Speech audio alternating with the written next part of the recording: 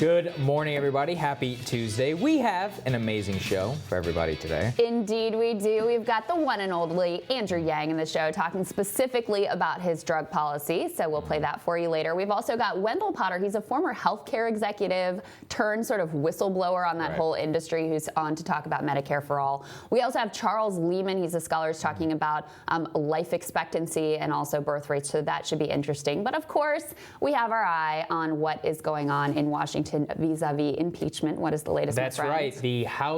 The House Democrats of the Judiciary Committee, they've announced that they will have a hearing on Wednesday. There's going to be 4 constitutional scholars. They're going to appear before the committee to say whether the president's actions have risen to the constitutional muster of whether impeachment can continue. Democrats get to pick 3 scholars. Republicans get to pick 1. The three of the Democratic scholars span from Harvard, Yale, and others. I believe one of them is a Stanford professor who is Elizabeth Warren donor, so I have no idea what she's going to say. Yeah. And then the other one, I wonder what they'll say. My God! Mystery. Yeah, and then the other one is Jonathan Turley. He's actually a Hill opinion columnist, and so he was picked by the Republicans. And I wonder what he'll say. Right. It's such a mystery. Previously that it doesn't rise to the articles of impeachment. So you don't need to tune in. I just gave it all to you. Yeah. The 3 Democratic witnesses will say, yes, it's impeachable. Jonathan Turley will say, no, it's not. There you go. So and both sound bites will run on both networks. Yeah. But while all that is happening, there's also the Washington Post must have been watching Rising because after 5 months... They must have been watching like 3-month-old Rising. Maybe 5-month-old Rising.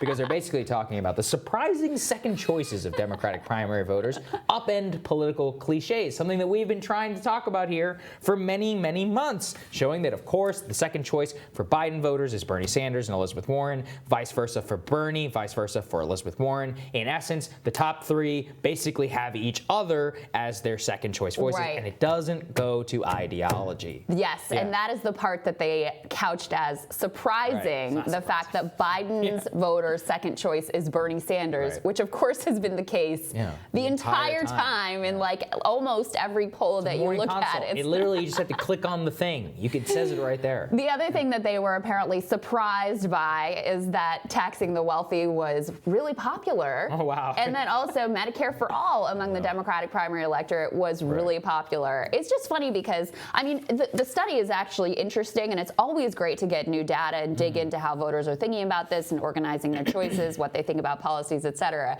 I just found it hilarious that anyone would find any of this surprising, given that every poll that has come out basically says essentially the same thing. It's right in the crosstab. I'm like I said, Morning Consult literally lists second choice. They do it every single week. It just I think it's just a great illustration of how people in the mainstream can only think along ideological lines. They are completely unable to see how people actually vote, what motivates them, what, like they'll be like, oh, well, that's what will cause somebody to say that a Bernie and a Warren are exactly the same. They're completely different. Ideologically, they share some overlap, but actually not even that much. And amongst the people that they excite and the rhetorical energy couldn't be more different. Right. Or leads people to say, oh, this is going to come down to Warren versus Buttigieg. It's like, what are you No, it's not. No. They have the same set of voters, more or less. So when Buttigieg, as is happening now, as Buttigieg rises, Warren falls. So it's never going to be the two of them head to head. It's just, it's amusing when the mainstream actually catches up like 5 months late to something that's been going on forever and is stunned by it. They'll forget about it next week, though, and go back to talking about how Warren and Bernie are, everyone at on odds. cable will say exactly the same thing ahead of our debate coverage, but sorry, their debate coverage, but not on our debate coverage. That's right. We give you the real deal here, and we'll tell you what's on our radars. That's next.